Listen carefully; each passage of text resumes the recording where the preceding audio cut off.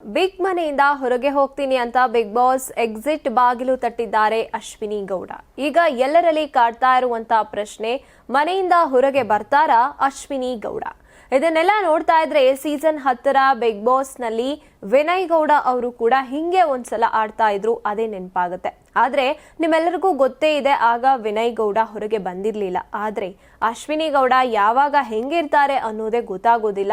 ಅದರಲ್ಲೂ ಈ season expect the unexpected ಅನ್ನೋ ರೀತಿನೇ ನಡ್ಕೊಂಡು ಬರ್ತಾ ಇದೆ.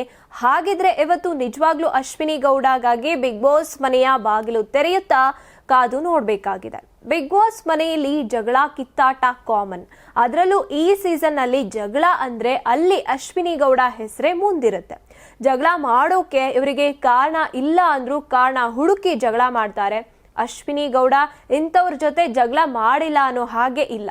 ಎಲ್ಲರ ಜೊತೆನೂ ಒಂದಲ್ಲ ಒಂದು ಕಾರಣಕ್ಕೆ ಕೋಪ ಜಗಳ ಮಾಡ್ಕೊಂಡಿದ್ದಾರೆ.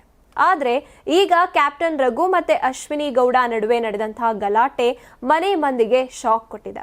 ಮನೆಯ first and the best captain ಅಂತ ಹೆಸರು ಮಾಡಿದ್ದ ರಘು ಅಶ್ವಿನಿ ಅವರ ವರ್ತನೆಗೆ ಅವರ ಸಹನೆಯನ್ನ ಕಳೆದುಕೊಂಡು ಕೂಗಾಡುವಂತ ಪರಿಸ್ಥಿತಿಗೆ ಬಂದಿದ್ದಾರೆ.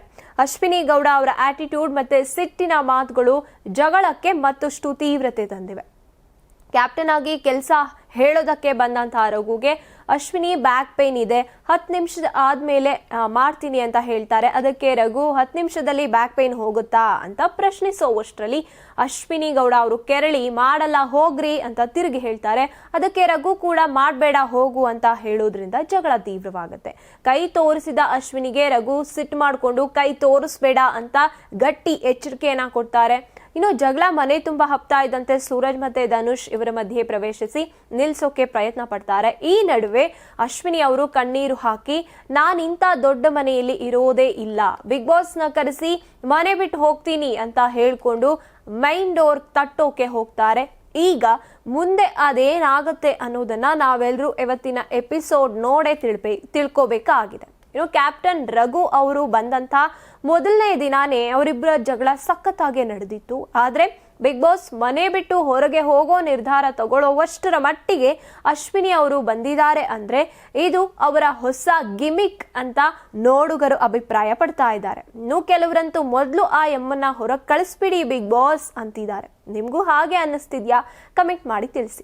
ನೀವು ಸಣ್ಣ ಆಗ್ಬೇಕಲ್ವಾ? ಅದು ಒಂದು ಉತ್ತಮ ಆಹಾರದಿಂದ ಸಣ್ಣ ಆಗ್ಬೇಕಲ್ವಾ? ಪ್ರತಿದಿನ ನಮ್ಮ ಜೀನಿ ಸ್ಲಿಮ್ ನ ಯೂಸ್ ಮಾಡಿ ಯಾವುದೇ ಸೈಡ್ ಎಫೆಕ್ಟ್ ಇಲ್ದಂಗೆ ನೀವು ಸಣ್ಣ ಆಗ್ತೀರಾ.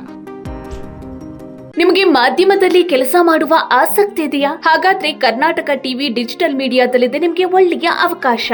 ಆಯ್ಕೆಯಾದವರಿಗೆ ಉಚಿತ ತರಬೇತಿ ಕೊಡ್ತೀವಿ. ತರಬೇತಿ ನಂತರ ಕೆಲಸ ಮಾಡುವ ಅವಕಾಶನೂ ಕೊಡ್ತೀವಿ. ಈ ಕೂಡಲೇ ನಿಮ್ಮ ಮಾಹಿತಿಯನ್ನ ಮೇಲ್ ಮಾಡಿ.